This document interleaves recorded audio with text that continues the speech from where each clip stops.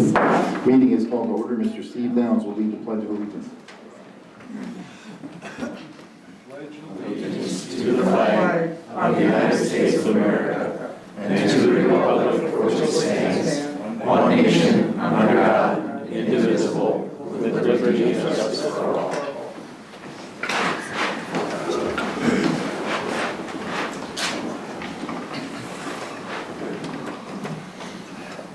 We'll need a roll call to determine if we've got a quorum. Alderperson Fruit. Here. Tepley. Here. McCarthy. Here. Chambers. Here. Melby. Here. Downs. Here. Cairns. Here. You have a quorum. Thanks. Was this meeting properly noticed? Yes, sir. Okay, thank you, sir. Next on the agenda is approval of minutes. Once the council's had a moment to review the minutes, entertain a motion to approve. I'll make a motion to approve council minutes from February 6, 2024. Motion from Ms. Templey. Is there a second? Second. Second by Mr. McCarthy. Any discussion of the minutes? Hearing none, all in favor of approving the minutes, please signify by saying aye. Aye. Opposed? Motion's carried. Minutes are approved. Next, item 2 is approval of tonight's agenda. Once again, have the council review and we'll entertain a motion to approve items 6 and 7. Do need to come off. Let me know if there are any other necessary. What? What? 6. Oh no, sorry, I got the wrong number. 7 and. 10. Oh, 9 Okay, and let's 10. get the numbers right. My fault. 9 and 10. Let's try that one more time. Items 9 and 10 need to come off. Any other necessary amendments? 7 as well. 7, 9, and 10. Got it. Okay, got it. So that was 7 items. 7, 9, and 10. Any other necessary amendment? Okay, hearing no further changes, entertain a motion to approve the amended agenda with 7, 9, and 10 removed. I'll make. Motion to approve. Motion by Mr. Melby. Is there a second? I will second that motion. Second by Mr. Chambers. Any further discussion of the agenda? Okay, hearing none, all in favor of approving tonight's agenda, please signify by saying aye. Aye. Opposed? Motion's carried. Agenda is approved. Next up, City and Utility Department Head reports and concerns. Mr. Joyce, did you have anything for us tonight? Nothing tonight other than to say that we will not have another meeting until, normally scheduled April 2nd. We'll discuss that later. The election is coming up on April 2nd as well. So a lot of things happening regarding that. Absentee ballots for those who have an application out. Those should be, will be sent by next Tuesday, so you can expect them in the mail sometime next week at the latest. So yeah, a lot of things cooking in the clerk's office. Thanks, Aaron. Mr. Glassbrenner? I'm going to pass tonight, considering the length of the agenda. Maybe next time around I can provide the same report that I do to Finance Committee, which is in the Finance Committee packet if any of the council members would like to review that. So. We've got our librarian here tonight. I just wanted to quickly report that our annual report to DPI was completed and our overall circulation stayed steady and strong in 2023. Our camera security system has been installed and is operational, and we continue to have open positions. For anyone who might be interested, please check our website. Thank you. And then Mr. Billy Jones. Negative. Nice report, sir. Very concise. Okay, next up, Mayor and Alderpersons, Committee, Commission, Board reports and comments and/or items to be discussed. I'm going to start on my left. Mr. Steve Downs. Nothing tonight, Mayor. Mr. Kevin Melby. Nothing tonight, Mayor. Mark Chambers. Nothing this evening, sir. Tom McCarthy. Nothing this evening. Karen Tepley. Nothing tonight, Mayor. Thank you. All right, Mr. Ron Fruit. Nothing tonight, Mayor. And Mr. Ryan Cairns. Nothing tonight, Mayor. Okay. And welcome to your first council meeting, Mr. Fruit. Thank you. All right. Okay, next on tonight's agenda is the treasurer's report. Mr. Joyce. Okay, in your packet you have both the treasurer's report from January and February 29th. This is as always, kind of a snapshot in time of the accounts. I can say that because of staffing in our office and timing of meetings and such, some of our bank statements weren't quite available yet for, to give the complete up-to-date numbers for the end of the month. But again, a snapshot in time. City General had an ending balance of $283,903. State Pool number 1, this was one of the accounts that didn't have a statement. Anyway, the ending balance there, $5,206,364. State Pool number 3, the TIF for Panorama Estates, had an ending balance of $208,436. Also looking at the RLF business savings account, had an ending balance of $567,595. Looking at the CDBG housing RLF, ending balance of $148,127. Looking also at the library checking, had an ending balance of $170,587. There will be some balancing and some reconciliation done in the library checking, so that number will likely change by this time next month. Room tax, that had an ending balance of $12,733.67. Also, Greater Richland Tourism, that had an ending balance of $54,649. And then moving down the line, the Renew RC Loan Program had an ending balance of $1,042,282. Any questions? Questions or comments for Mr. Joyce? Okay, hearing none, I'll entertain a motion to approve tonight's treasurer's report. I'll make a motion. Motion by Mr. Chambers, is there a second? Second. Second by Mr. Downs. Any discussion? Okay, hearing none, let's have a roll call here. Alderperson Fruit, Aye. Tepley, Aye. McCarthy, Aye. Chambers, Aye. Melby, Aye. Downs, Cairns.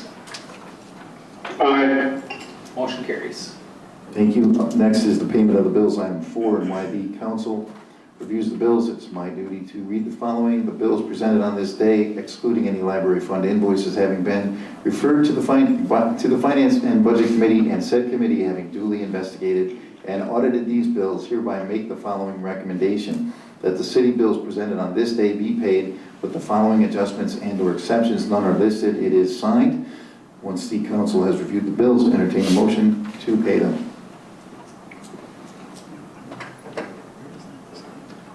I'll make a motion to pay the bills.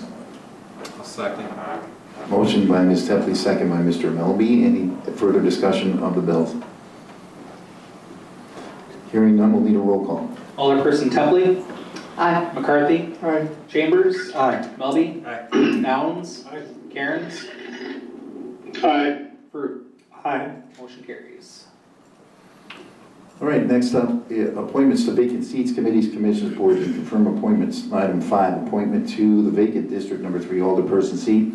3 people have told me they have interest. 2 are here tonight. A third was not able to attend. We have Mr. Brian Larson in the room. We have Ms. Melanie Walters in the room. And Mr. Grant Worthington has expressed interest as well.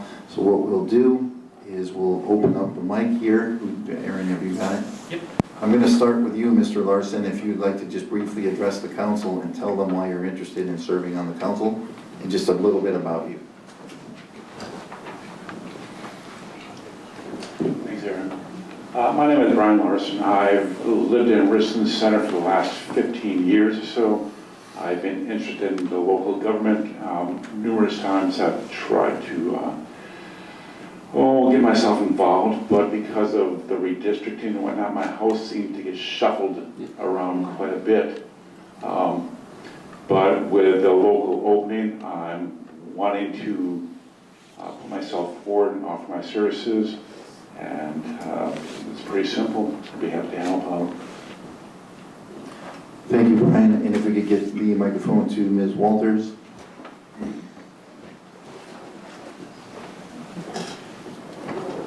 Hello, everybody.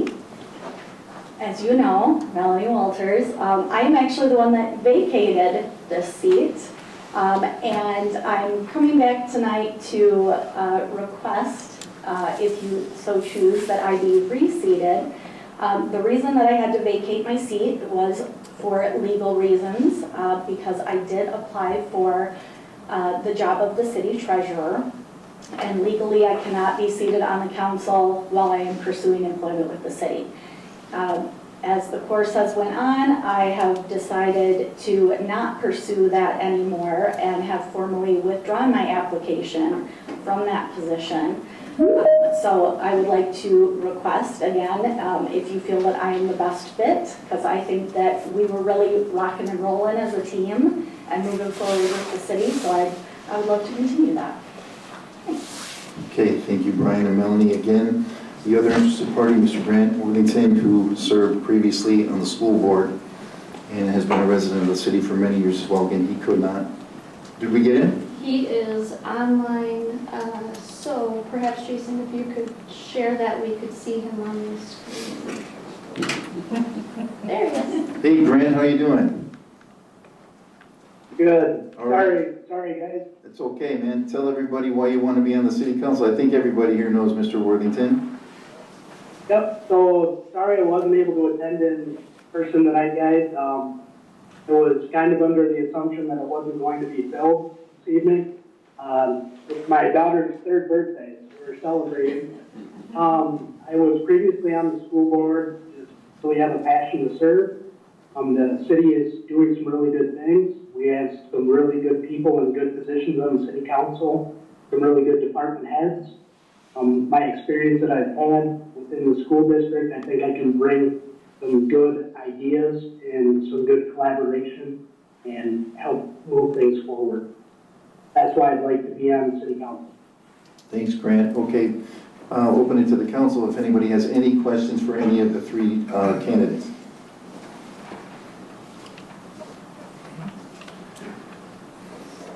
All right, at this time then, open it if anyone on the council would like to nominate any of the 3 to be appointed to the open seat. I would like to nominate Melanie Walters. Ms. Tapley has nominated Melanie Walters. Nominations are still open if anyone would like to nominate either of the other 2. I'm sorry, I didn't unmute quick enough to ask a question. Can I still ask a question? Yeah, absolutely, Ryan. So, let's see. Grant, did you say that you were under the impression that this wasn't going to be in the council tonight? Is he still there? Yeah, correct. I was under the assumption that this was going to be tabled to a future meeting, that there was not urgency to fill this seat. And the seat's been vacant since the other seat was vacant when the special meeting was back in January, so I was kind of under the assumption that it was going to be held April. So that's why I was not in attendance. Well, your daughter's birthday is definitely more important than a council meeting. I was just wondering how you came to that assumption. I had a couple phone calls, conversations throughout the day. That's where I came to that. All right, and Melanie, how long have you been in council?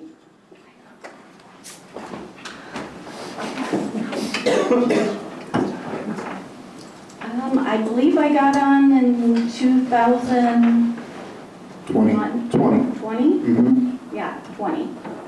Because I filled Todd's last year when he became mayor. All right. And I know,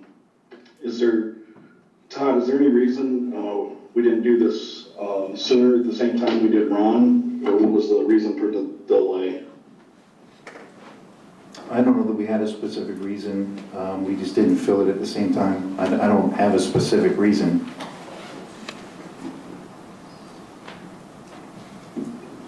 Okay.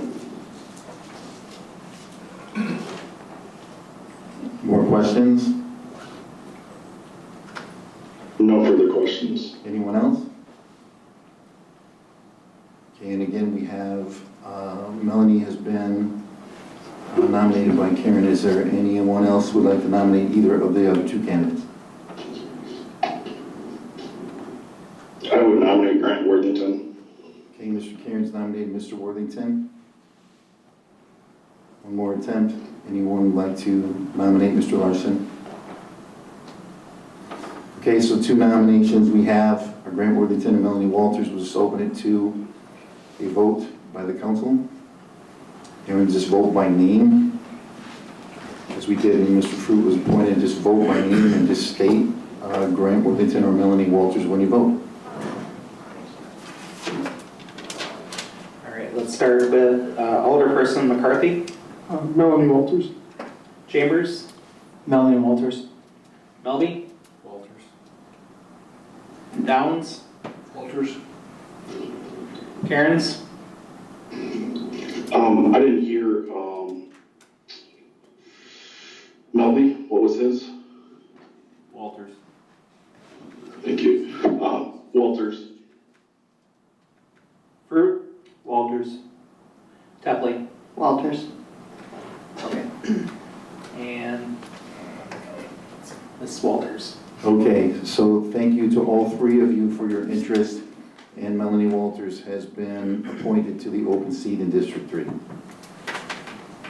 Okay, and happy birthday to the youngest Worthington.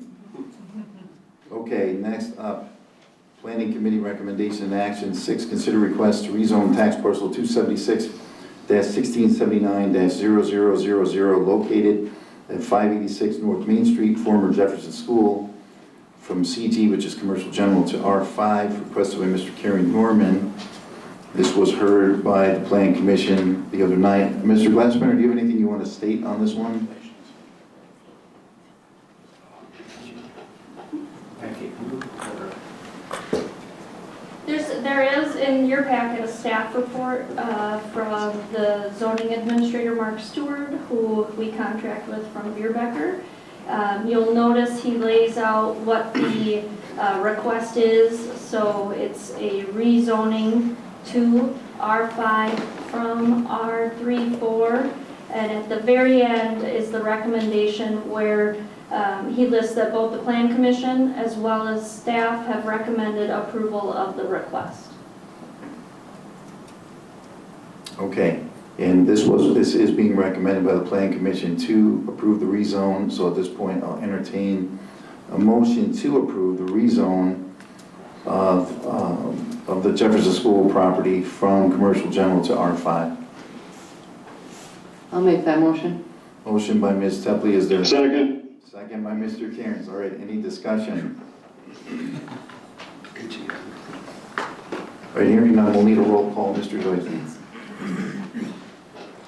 Alderperson Chambers, Aye. Melby, Aye. Downs, Aye. Cairns, Aye. Fruit, Aye. Tepley, Aye. McCarthy. Aye. Motion carries. All right. Okay, next is Finance Committee recommendations and action. Resolution authorizing, that one's off, so we'll go to the next one. Karen, do you want to take that? So we are on number, 7 is off, so Richland Center Cemetery. yes, number 8 is Richland Center Cemetery GIS project proposal. And I believe Ashley? Yes, and Jason is going to pull up an example. You do have in your packet a cover sheet explaining the project. So this was a project that was contemplated last year and was, as such, included in the budget for this year. So the request is a financial one in nature, but it is a budgeted expense.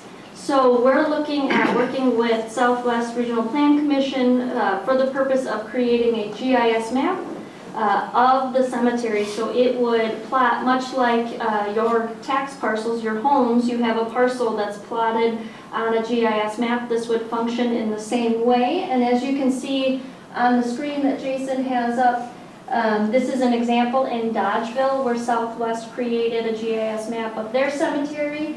Jason's going to go in the little search box in the white in the right corner there and type in a name so we can see what that looks like. So through this process, we're able to capture in one location all information related to the cemetery. So the location of plots, the people that are occupying them or who maybe own them but are not yet occupying them, what plots might be for sale, as well as we can include data about spouse, date of death, etc. We can include, attach obituaries or even images of the gravestones. So this project would be a tremendous improvement as far as our ability to manage records and have one location for all data and have really consistent data entry across the board. We have a lot of older areas as well as newer areas, so keeping all that information together is really important. As well as it will allow for the public to view a map such as this at any time of the day, weekends, nights, etc., from the comfort of their home, the library. So it really improves the public being available, or I guess I should say rather, able to access information that they may have had to call during normal business hours and speak to a buildings and grounds employee to get that information, which can certainly assist in planning for the purchase of a plot. As well as genealogical research, it will aid in that. And we've discussed incorporating GPS coordinates within this mapping project, so that way we can get really precise locations of plots to further aid in locating plots, especially when we think about infilling. So when we have plots that have been sold and folks have come in as they do, and not all at once, so that can be difficult to get precise locations. So this will alleviate that process. So Jason, you search that name. So just like with your GIS map that you would look at from Richland County to look at your property, it's the same functionality where you can search a name and then it'll zoom into that location. And so once you're at that location, there are different icons, and so you'll see, right now you can see, if you unclick, because it's all blue, you can see a yellow dot, but you'll also notice that there are those blue V's. So those blue V's signify that that's a veteran, which is very helpful information for both the public as well as us when we're putting flags in the cemetery, easily identifiable. And if you click on one of those icons, what that'll pull up is the data points that we would be entering. And so you can see that this individual, for example, he's in what section, block, and lot, what space within that area. So you can easily identify where that is and how to get there. And this is where if we have a GPS coordinate, we can also put it in there as well. It has a spouse listed. It's occupied. That's listed. As well as the veteran status, and then you could even put if it was Army, Navy, Marines, etc. And then lastly, on the top of this, yes, thank you, Jason. On the bottom, you can see that they attached the actual obituary. So all of that data right there, accessible from anywhere, makes it a very, very handy tool and allows for this information to be transferred internally, externally, and we kind of guard against some of the institutional knowledge that we may experience as the way we do things now. So this would be a tremendous step for the city, and it would be a really great service to provide for the public as well as staff, and really help with the operations and management of the cemetery. So the request before you today is to authorize spending up to $15,000 from the Pool 4 outlay for the purpose of creating a GIS map like the one that you view here for both cemeteries that we have in Richland Center. So Bowen Industrial Park as well as the main Richland Center Cemetery. Okay, entertain a motion, Madam Chairman. So yes, the motion is to authorize the administrator to execute a contract with Southwest Wisconsin Regional Planning Commission for the purpose of cemetery GIS mapping services at the cost not to exceed $15,000. Motion from Ms. Second. Second by Mr. Cairns. Is there discussion? What type of information can be put into, we're talking basically anything that a family wants to put in? Is that who's responsible for the input of information there? Or who would be responsible for the input of information into those markers, if you will? So that would be, that responsibility would fall on city personnel. And the way that the proposal is structured right now, we would gather the data and then on a quarterly basis, we would send that data to Southwest and they would update it into it. So it could be that we're entering it as we receive it, as employees are trained on how to do that. We could do it so it's more real time. Okay. But in the absence of that, there would be a quarterly update done by Southwest. Does that allow, like, so in the example that we saw for the veteran, there was an obituary that was also associated with that.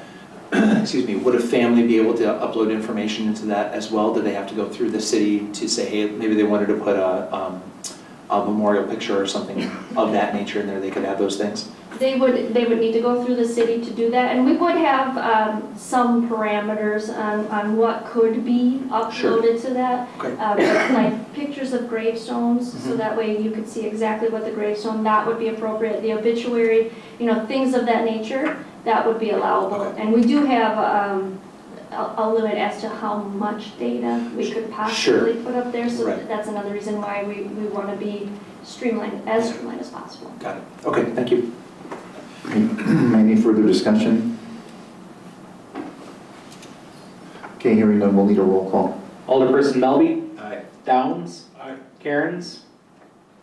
Aye. Root? Aye. Tepley? Aye. McCarthy? Aye. Chambers? Aye. Motion carries. Right, items 9 and 10 were removed, so that puts us on item 11. That's number 11, consider offers and sale of city-owned lot at 291 North Jefferson Street. Jason Glassburner. Yeah, so at the Finance Committee meeting, we reviewed this item. There were 2 offers. Multiple people expressed interest, and I had multiple conversations with more than just these 2 offers, but these 2 offers were the ones that came in. One was from Shea Thompson, and the other was from E&S Development. E&S Development is the group of, or the development team that also purchased 460 West First Street and is in the process of constructing a home. I provided a little bit of background, and I do think it's important to mention that the reason that we have this property is because of a partnership that was developed with the county, where any blighted property that the county takes on a tax deed, we are having internal conversations to say, hey, we as a city want these sites to be redeveloped into a nice new home and a tax generating asset to the community. And the county was on board with that, so what they did is authorize the sale of the property once it's taken on tax deed, sale of that property to the city for $1, under the understanding that the city would take care of demolition of a blighted property and then offer it for redevelopment, which this is the culmination of that, other than having an actual property built. So we received 2 offers. One offer was for $5,500, the second offer was for $6,000. There are some other contingencies there.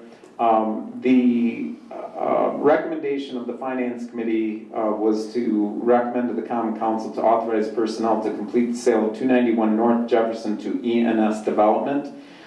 You can see by their offers that E&S has less contingencies and is offering more money at this point in time. So it's the request of Common Council that there would be a motion to authorize personnel to complete the sale of 291 North Jefferson to E&S Development. And that would be my motion.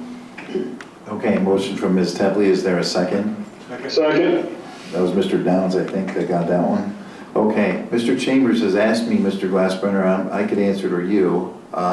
He asked if this was vacant. Do you want to explain how the city became the owners of the property?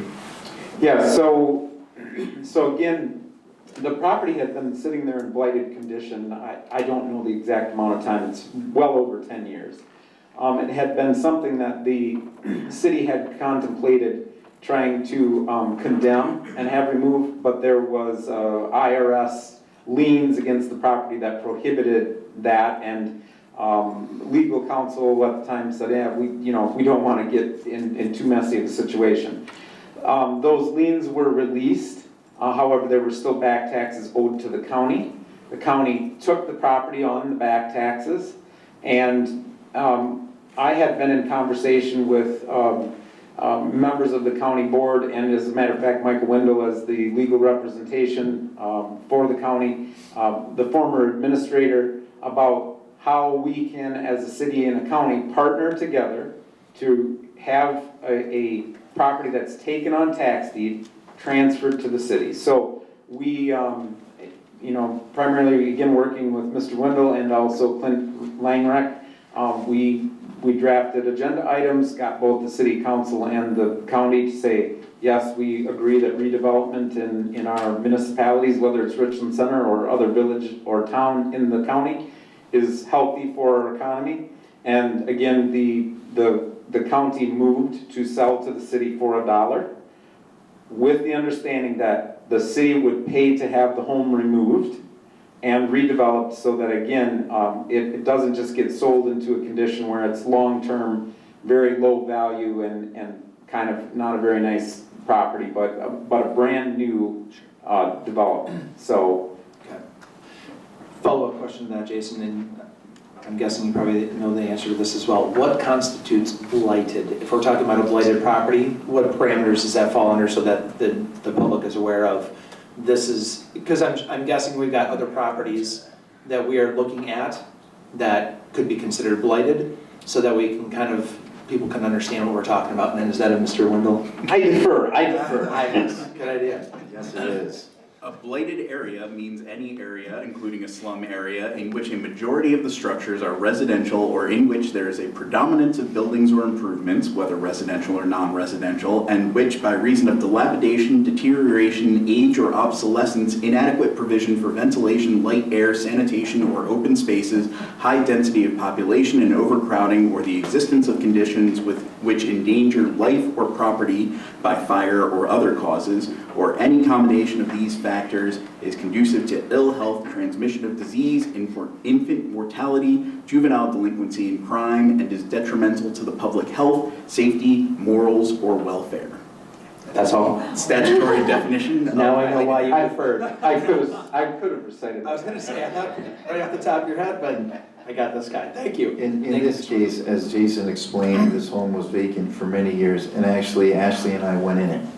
Not long, well, we owned it then and we hadn't torn it down yet, and there were clear signs of drug use, and there was a lot going on in that house. And there'd been people in and out of it, who knows how many times, windows broken out, broken glass all over the lot, and the door kicked in. This needed to go, and as Jason explained, it would have much sooner, but the IRS had a lien on it, which needed to expire, and once that happened, then the county needed to gain possession.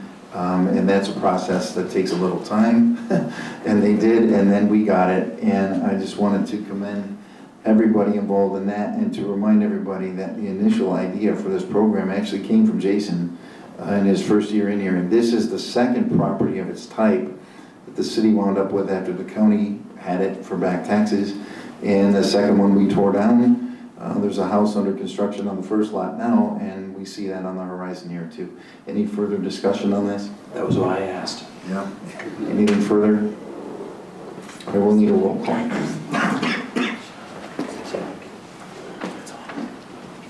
Alderperson Downs? Aye. Cairns? Aye. Fruit? Aye. Tepley? Aye. McCarthy? Chambers? Aye. Melby? Aye. Motion carries.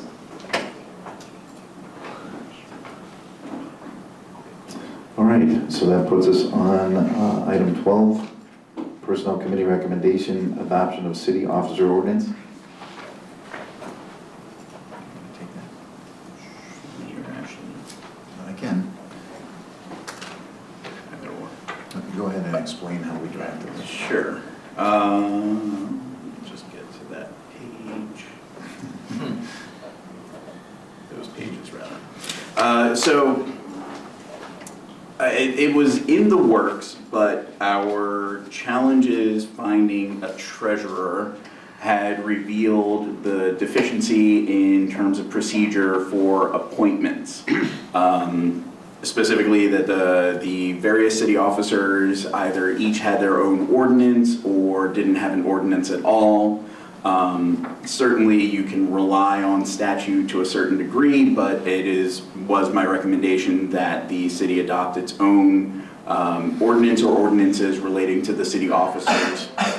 In discussions with the personnel committee, it was determined that at least in an initial phase, it would be beneficial to adopt an omnibus city officer ordinance, envisioned more of as a chapter rather than several individual ordinances. That way more general terms could be included, and that's what you see in the top parts. And then as you go throughout the remainder of the ordinance, each officer their roles, duties are clarified further. The duties that are assigned to each officer in the current ordinance are, with the exception of the Director of Public Works, solely their statutory duties. But it would certainly be within this council's purview to assign additional duties, or as an alternative to assign the duties of a city officer to another potentially non-city personnel. So for example, we discussed how the administrator performs several of the duties that would be assigned to the comptroller. The major change that is proposed in this ordinance is that the council would be assuming the appointment power. Now, now Alderwoman Walters, again, was the one who, when we were discussing the clerk and treasurer, made it known that there was an interest in implementing policies and procedures regarding potential appointees. And at the time I had advised that the council was forbidden by statute from interfering with the statutory authority of another officer, in this case the mayor, but that they could kind of say we're not going to contemplate any appointments unless certain conditions are met. On further discussion, my advice changed and I simply said, why doesn't the council just do it? And the benefit to that is, one, the council is empowered to guide itself in how it chooses to go about things, and you don't lose any of the executive resource because you have an administrator that you can delegate whatever you feel is appropriate to the administrator. So as written, for city officers, they would need to go through the same process as hiring a department head. And I don't have that procedure in front of me, I'm sorry, but it's more comprehensive than hiring for a non-department head position within the city. And so basically the council would say to its administrator, we need a treasurer or a city attorney. And the administrator would go through the process that they would normally do, and then come back to the council and say, this is my recommended candidate, and the council would be able to either appoint, deny, or request additional information. My advice would be to make your expectations of the information to be provided known ahead of time. That way there's not a lot of back and forth. But that clears out the statutory conflict between the two branches of government, allows the council to adopt policies, so this ordinance doesn't necessarily have to be changed if you're changing the policies, because those are then adopted as like the employee handbook, or it is simpler to make those changes. Now, there were some other points of discussion that I don't mean to complicate, but I feel remiss if I don't raise it. There is a statutory protection that can apply to city officers that we elected not to include that in this draft because removal of a city officer is tied to the appointment power. So whomever or whatever entity has the power to appoint an officer also has the power to remove it. Now, as things stand currently, So again, just using myself as an example, I was appointed by the mayor, confirmed by the city council. The council can remove me with a 3/4 vote, or the mayor can remove me at pleasure. So, you know, midway through a sentence, Todd could say, "You're done, get out of here." And that would be within the statutory powers allotted to him. If the council assumes the appointment power, they then assume that removal power. It is more difficult to remove someone than it is to hire someone. So by statute, it requires a 2/3 majority to appoint someone. It requires a 3/4 majority to remove someone. And it was felt that that was a strong enough protection against any kind of, removal at whim, such that we did not need to involve that additional protection. I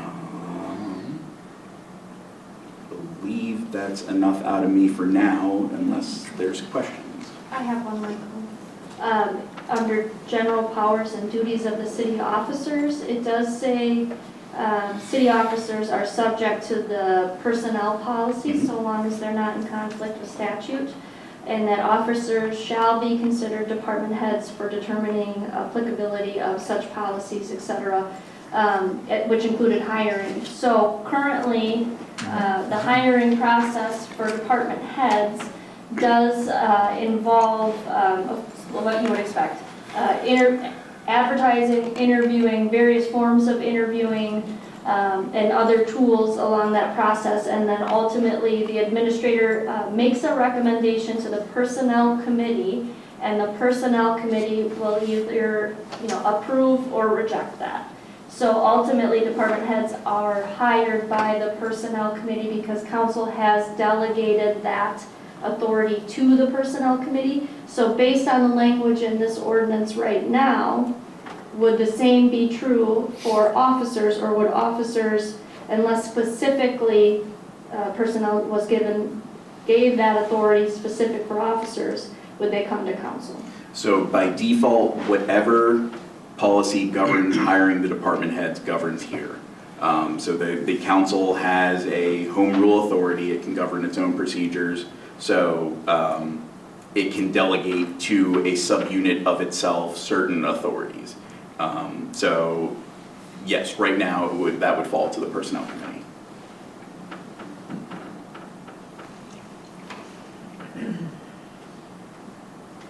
Further questions or comments?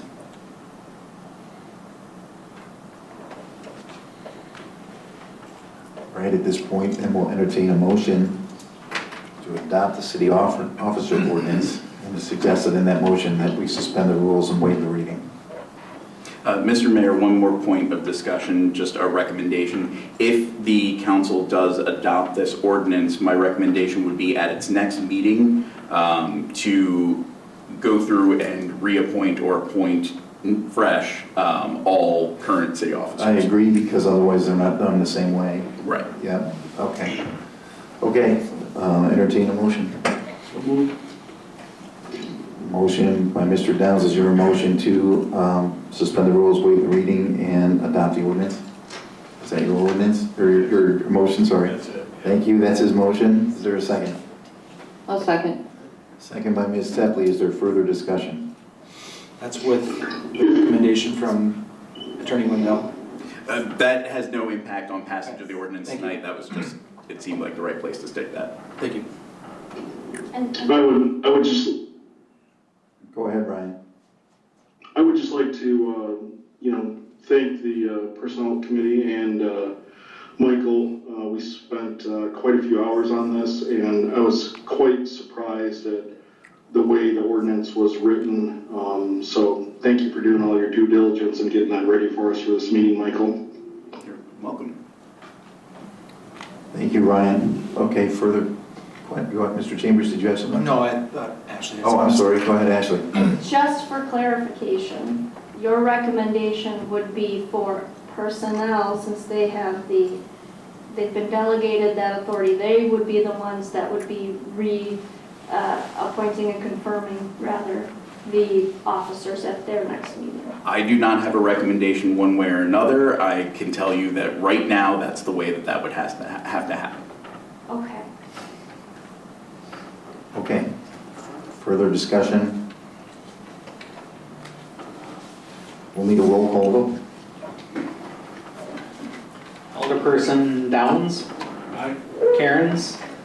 Aye. Fruit. Aye. Tepley. Aye. McCarthy. Aye. Chambers. Aye. Melby. Aye. Motion carries. Okay, item 13, items for discussion and action. This is public safety, Mr. Melby. Public safety met tonight at 5:30, and have several items on here. The first one would be... Mr. Melby. Yes, it's not. The first item would be number 13, the Class B liquor license application from RC Tacos LLC, Carolina Rodriguez agent, to the address 2320 US Highway 14 East, along with the transfer of the Class B beer license from their current location at 202 South Orange Street to their new location at 2320 US Highway 14 East, effective March 6th, 2024. My motion would be to approve these applications. Okay, motion from Mr. Melby, is there a second? I'll second. Second from Mr. Chambers, is there discussion? Can I jump in here real quick? Of course, So sir. this would be the last Class B liquor license that the city has available. And we only currently have one Class B beer license available. I will say that there has been interest in the last Class B beer license. If that is applied for and given, then we would be at our limit. Is that established by state statute or city ordinance? State statute. Thank you. But- Would you say that one more time? Mr. Wendell? Why are you shaking your head? No, would you just, I don't think everybody heard you. Oh, okay. Liquor Oh. only. Okay. Sorry, I thought we were talking. So the liquor license is state statute and the beer and wine is set at the city level. Is that correct? Is that? That is my understanding, yes. I can say that this is an area in which I've been tasked with review so that we can ensure that business owners have all the opportunities available to them in the future. Okay, thank you. Any further discussion? Okay, all in favor of approving the Class B liquor license application from RC Tacos LLC, please signify by saying aye. Aye. Opposed? Motion is carried. All right, number 14, temporary Class B beer and Class B wine license for the Richland County Performing Arts Council for Symphony on the Rocks on March 23rd, 2024 at the auditorium. My motion is to approve this temporary license. Okay, motion for Mr. Melby, is there a second? Second. Second for Mr. Downs, is there discussion on this one? Hearing none, all in favor of approving the picnic license application from St. Mary of the Assumption for April 27th, 2024 at 1050 North Orange Street. Number 14. I'm sorry, I'm reading the wrong one. To approving temporary Class B beer and Class B wine license for Richland County Performing Arts Council on March 23rd, 2024. Please signify by saying aye. Aye. Number 15, a picnic license for St. Mary's of Assumption for April 27th, 2024 at the Community Center for their 25th annual Sportsman's Extravaganza. My motion is to approve that picnic license. Okay, motion from Mr. Melby, is there a second on that one? Okay. Second from Mr. Downs, is there discussion? Okay, at this point, all in favor of approving the picnic license application from St. Mary's of the Assumption for April 27, 2024 at 1050 North Orange Street, please signify by saying aye. Aye. Opposed? That motion is carried. Item 16, dissolution of defunct committees, and what's come up here is through the passage of time, various committees are formed and then serve their purpose and are not needed as time continues, so this is on tonight's agenda to remove some of these or just end some of these that aren't being used anymore. This one's short, I'll read it. Let's see. Whereas the City of Richland Center strives to maintain an efficient and effective local government structure And whereas certain city committees have become inactive and are no longer fulfilling their design purposes, and whereas it is in the best interest of the city to streamline its committee structure and eliminate unnecessary administrative burdens, now therefore be it resolved by the Common Council of the City of Richland Center, Wisconsin as follows. Section 1, defunct committees dissolved. The following city committees are hereby dissolved effective immediately. Rapid Response Team, Ad Hoc Chapter 485 Regulated Signs, Ad Hoc Branding Wayfinding Sign, Ad Hoc Pool, and NHS Revolving Loan Fund. Section 2, review of committee structure. The city attorney shall conduct a review of the remaining city committees within the next 6 months. This review will assess the effectiveness and continued need for each committee. Section 3, effective date. The resolution shall take effect and be in full force and effect from and after its passage and publication as required by law. At this time, I will entertain a motion. Do we have a resolution number, Mr. Joyce?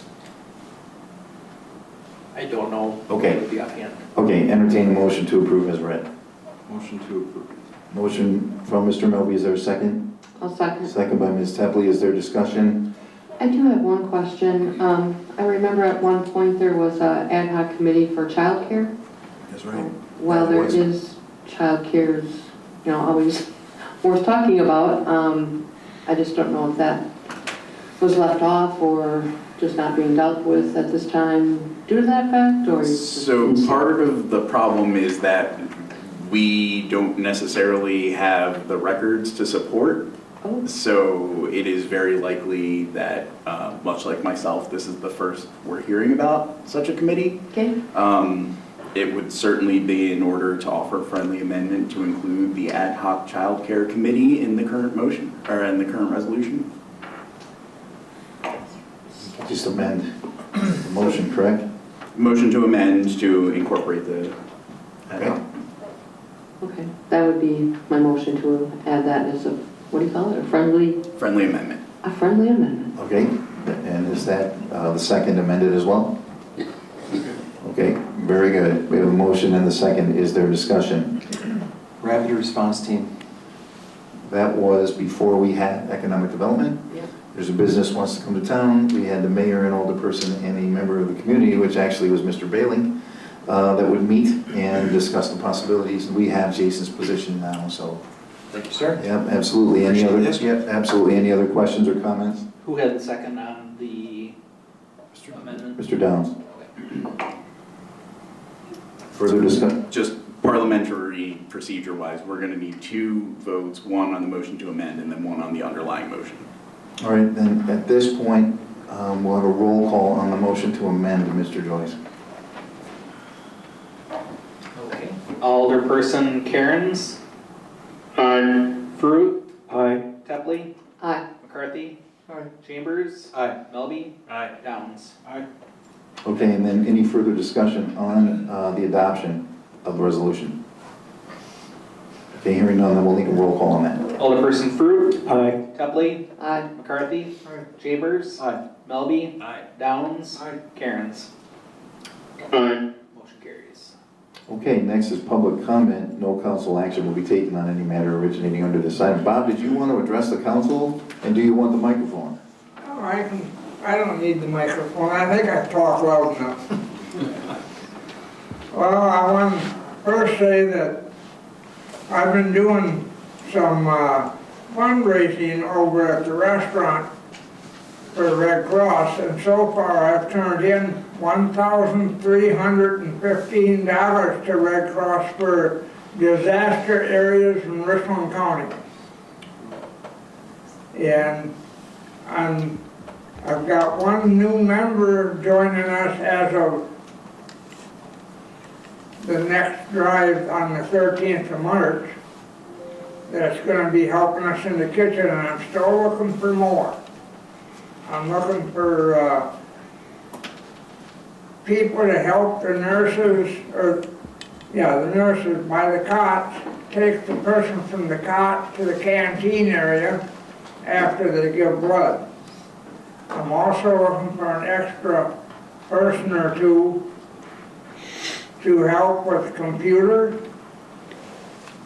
sign-in, because I've got 2 gals that's constantly sitting there from or 11:30 to 5:30 with hardly any breaks. And we could use one more person for sitting next to the gal that's running the computer. All she has to do is write the person's name on an ID thing that Red Cross gives us and put it on their shirt or blouse or whatever, and that tells the next step person who she is that they're looking for. And I would love help during tear down,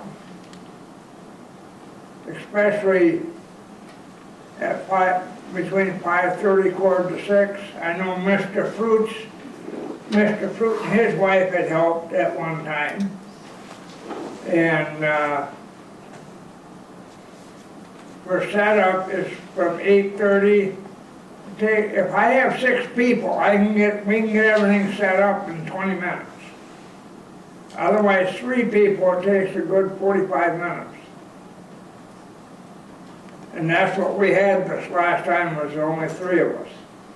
So I'm looking actually for 3 people for setup and tear down. So if anybody knows of anybody that wants something to do, you don't have to be there all day. You can be there for an hour. You can be there for 2 hours. And I think it's very interesting to meet some of these people. There's a lot of the veterans that come and give blood. There's a lot of other people from around the county that come. I've never met before. This is going on my 5th year, and May 8th will be my 5th year as coordinator. Thank you, Mayor. You're welcome. So how much money did you say you raised and turned in? I've raised $1,315 as of yesterday. I turned another $139.69 into Red Cross. Thanks, Bob.